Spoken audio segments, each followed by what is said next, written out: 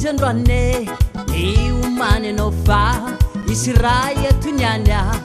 avelohoanza problème ndrebireby anao eto jesosy nianya ikarakarana manatiketo jesosy tompo eto izy androane miomany anao fa isy raha etonianya avelohoanza problème ndrebireby anao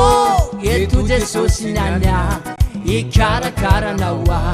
izy fanafana ho anao androany eto jesosy niane izy fitahina ho anao androany eto jesosy niania izy fanasitranana ho anao androany eto jesosy niane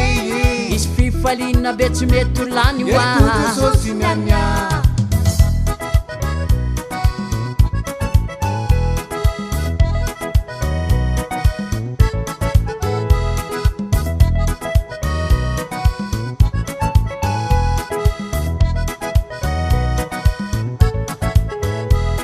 raminonao ty sehoanio ny voninahitrandramanitra manatriketo anio lay mpanjakany lanitra ny atongavaneto ady ty amonjy sy anafakatsike raminonao androany de ho raisinao izany raminonao ty sehoanio ny voninahitrandramanitra manatriketo anio lay mpanjakany lanitra natongavaneto ady ty amonjy sy anafakatsike ramino anao androanya de ho raisinao izany izy fanafana ho anao androany eto jesosy niane izy fitahina ho anao androany eto jesosy niania izy fanasitranana ho anao androany eto jesosy niane izy fitahina be tsy mety lany eto jesosy niania izy fanasitranana ho anao androany eto jesosy niane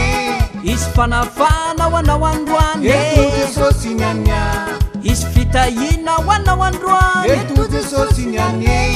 izy fifalina be tsy mety lany eto jesosy niania eto jesosy niane eto jesosy niane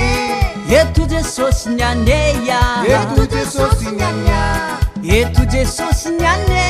eto jesosy niane eto jesosy nianeya eto jesosy niania